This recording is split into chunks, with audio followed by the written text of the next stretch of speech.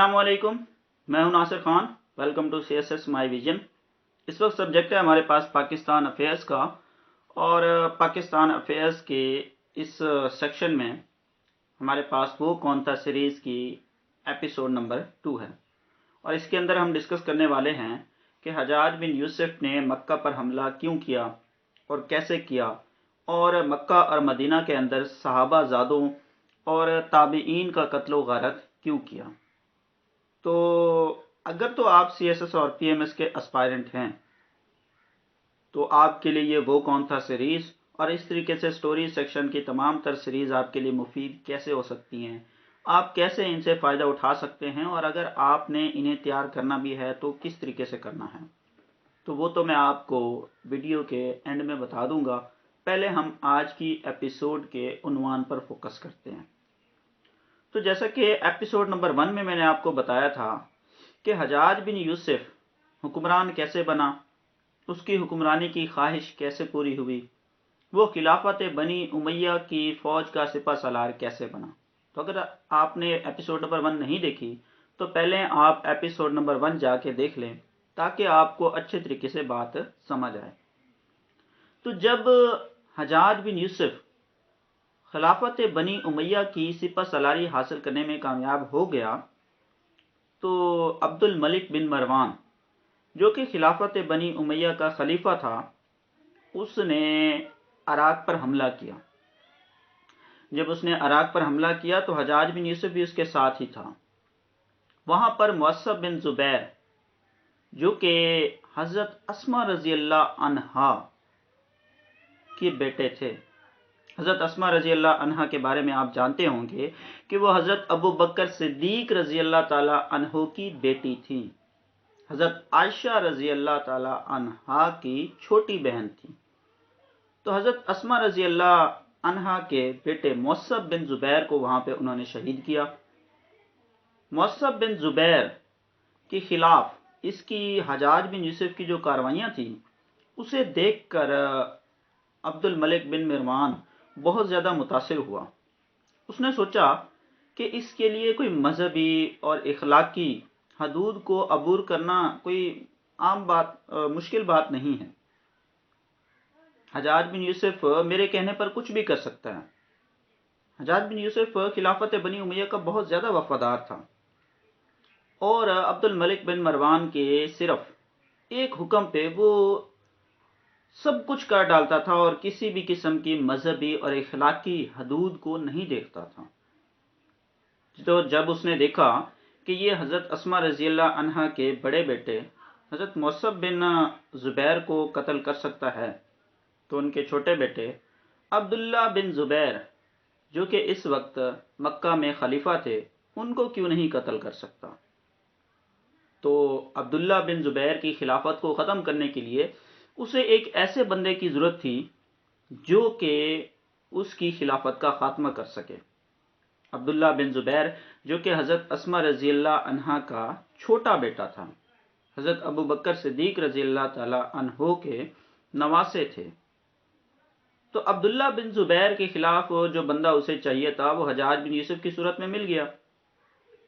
उसने हज्जाज बिन यूसुफ को हुक्म दिया कि जाकर मक्का पर हमला कर दो, क्योंकि अब्दुल्ला बिन जुबैर वहीं पे पनाह गुज़ीन थे। अब्दुल्ला बिन जुबैर की जो खिलाफत थी वो बहुत ही यूं समझ लें कम हो चुकी थी। उसके जो खिलाफी अमूर थे, उसकी जो खिलाफत की जगह थी वो बहुत ज़्यादा कम हो चुकी थी और उसकी खिलाफत बहुत कमज़ोर हो चुकी थी।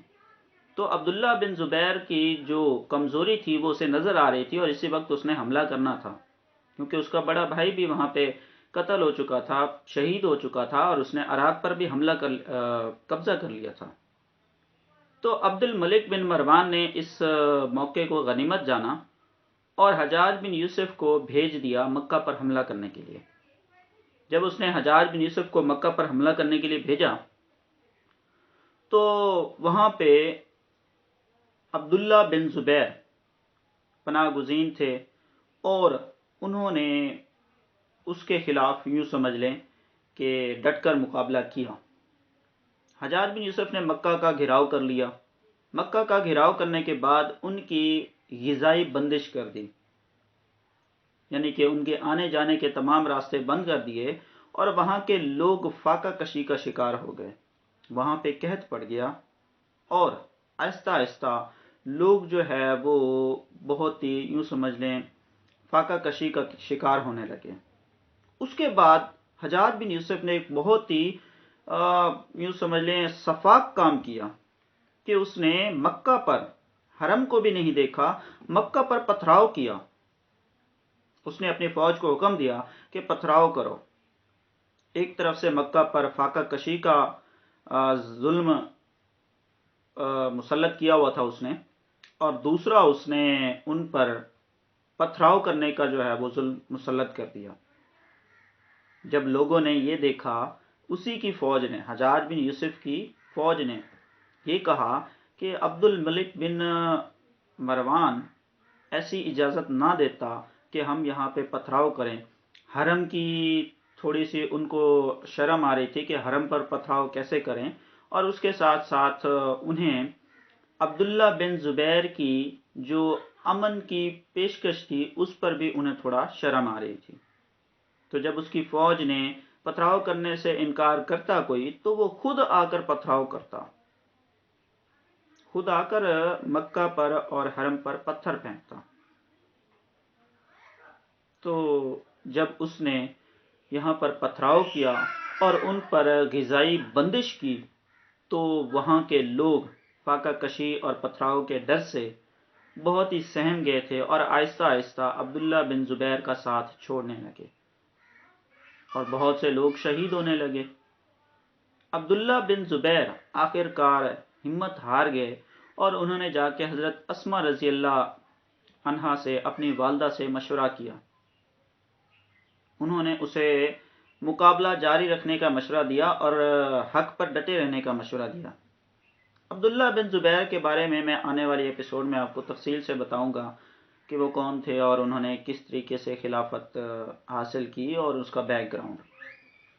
تو یہاں پہ جب عبداللہ بن زبیر نے اپنی والدہ سے مشورہ کیا کہ میں کیا کروں، میرے لوگ بہت کم ہوتے جا رہے ہیں، فاقہ کشی کا شکار ہوتے جا رہے ہیں، اور یہاں پہ حرم کا خطرہ ہے، اس پر وہ حملہ کرنے سے گریز نہیں کر رہے، تو مجھے کیا کرنا چاہیے؟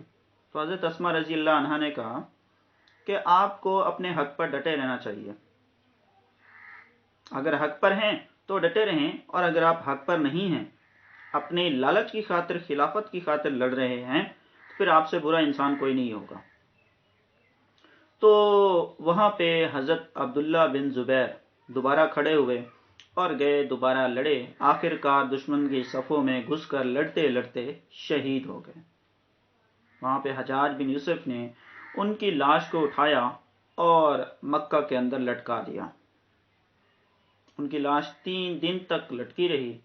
جب حضرت اسما رضی اللہ عنہا وہاں سے گزری تو انہوں نے دیکھا کہ میرے بیٹے کی لاش لٹکی ہوئی ہے، تو اس نے کہا کہ سوار ابھی اپنی سواری سے اترا نہیں ہے کیا؟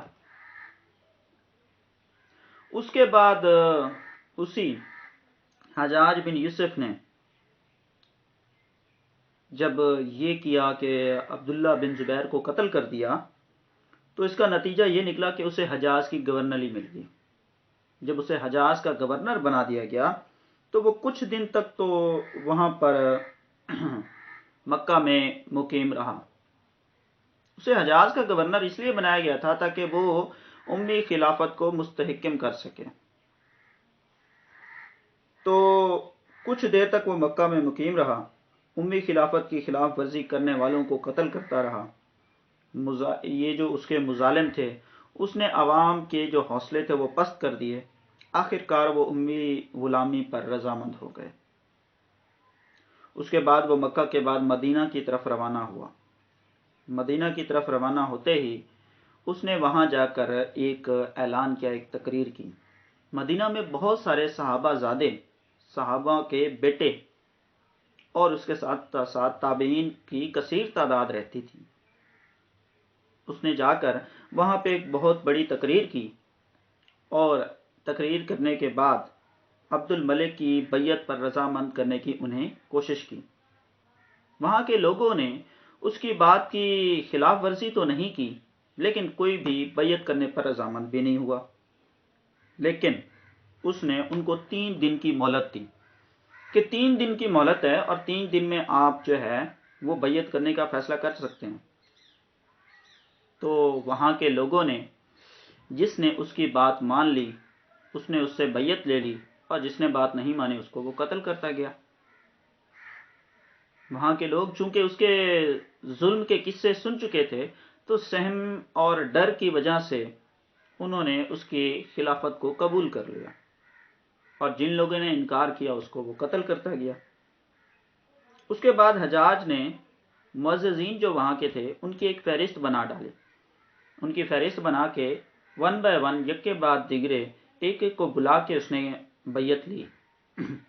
جس نے خلافت کا انکار کیا اس کو اس نے قتل کر دیا، اس کی گردن اڑا دی۔ اس کے بعد نتیجہ یہ نکلا کہ 2 ماہ تک اس کی بربریت وہاں پہ جاری رہی، اس کے جو ظلم تھے وہ جاری رہے۔ آخر کار ان مدینہ والوں پر جو قیامت آئی ہوئی تھی حجاج بن یوسف کی صورت میں وہ ٹل گئی، اور اس کا عراق میں تبادلہ ہو گیا۔ اس کے بعد اس نے عراق میں جا کر کیا کیا؟ عراق میں جانے کے بعد اس نے کسی ایسے صحابی کا قتل کیا کہ اس کی وجہ سے اس کی موت کیسے ہوئی۔ تو یہ تمام باتیں ہم آنے والی ایپیسوڈ میں ڈسکس کریں گے۔ اب آپ کو میں یہ بتا دیتا ہوں کہ وہ کون تھا سیریز، اور اس کے ساتھ ساتھ جتنے بھی سٹوریز سیکشن کی سیریز ہیں وہ آپ کے لیے کیسے مفید ہیں سی ایس ایس اور پی ایم ایس اسپائرنٹ کے لیے۔ لیکن یہاں پہ آپ نے وہ کون تھا سیریز اور سٹوریز سیکشن کی جتنی بھی سٹوریز ہیں آپ نے ان کو ریوائز یا ان کو رٹا نہیں لگانا، کریم نہیں کرنا، جسٹ آپ نے نالج گین کرنا ہے۔ یہاں پہ آپ کو کسی بک کی ضرورت نہیں ہے کہ آپ وہ بکس لیں اور اس سے یہ جو میں نے سارا کچھ آپ کو بتایا اس کو ریڈ کر کے اسے رٹا کر کے لکھنے کی کوشش کریں۔ آپ نے جسٹ جو سنا ہے اس نالج کو گین کریں اور دماغ میں بٹھائیں، پھر اس کو ریٹین کریں۔ یہاں سے جسٹ آپ نے نالج گین کر رہا ہے۔ اب اس نالج کی آپ کو کیوں ضرورت ہے؟ آپ اگر formation and evolution of Muslim history in the sub continent پہلا ٹاپک اٹھا لیں اگر پری پارٹیشن ہسٹری کا، تو وہاں پہ آپ پہلا پیرا پڑھیں تو آپ کو نظر آئے گا کہ وہاں پہ حجاج بن یوسف کا ذکر ہے، وہاں پہ راجہ دہر کا ذکر ہے، وہاں پہ محمد بن قاسم کا ذکر ہے، وہاں پہ مغلوں کا ذکر ہے، وہاں پہ غزنوی کا ذکر ہے، وہاں پہ بہت سی ایسی شخصیات کا ذکر ہے جن کو شاید آپ نہیں جانتے۔ اگر آپ ان لوگوں کو نہیں جانتے تو آپ کو ایک ہی پیرے میں اگر 5-6 بندوں کا نام آ گیا تو آپ کو وہ پیرا رٹا لگانے پڑے گا، سمجھ نہیں آئے گا۔ لیکن جب آپ کو بیک گراؤنڈ کا پتا ہوگا، جب آپ کو اس نالج کا پتا ہوگا کہ محمد محمود غزنوی کون تھا، محمد بن قاسم کون تھا، راجہ دہر کون تھا، اور یہ سفاک حجاج بن یوسف کون تھا، یہ ظالم حجاج بن یوسف کون تھا، جب اس تمام بیک گراؤنڈز کا آپ کو پتا ہوگا پھر آپ کو جو پری پارٹیشن کی ایولیوشن ہے اور فارمیشن ہے مسلم ہسٹری کی وہ اچھے طریقے سے سمجھ آئے گی کہ جو بھی وہاں پہ آئے اور انہوں نے وہاں پہ اسلام کو پھیلایا وہ کون تھے۔ تو وہ کون تھا سیریز میں آپ کو ہم یہی بتانے کی کوشش کریں گے کہ وہاں پہ جس نے اپنا حصہ ڈالا ایولیوشن اور فارمیشن آف مسلم ہسٹری میں، ہم ان تمام لوگوں کے بارے میں جاننے کی کوشش کریں گے۔ وش یو بیسٹ آف لک۔ یہ تھا ہمارا آج کا لیکچر۔ آنے والے لیکچر میں ہم مزید اس کا پارٹ نمبر 3 ڈسکس کریں گے حجاج بن یوسف کا، پھر آگے ہم ایسے چلتے جائیں گے جس بندے نے جس ہستی نے سب کانٹیننٹ میں برِ صغیر میں اسلام کو پھیلانے میں یا فتوحات میں اپنا حصہ ڈالا اس بندے کے بارے میں ہم ڈسکس کریں گے۔ وش یو بیسٹ آف لک۔ اللہ حافظ۔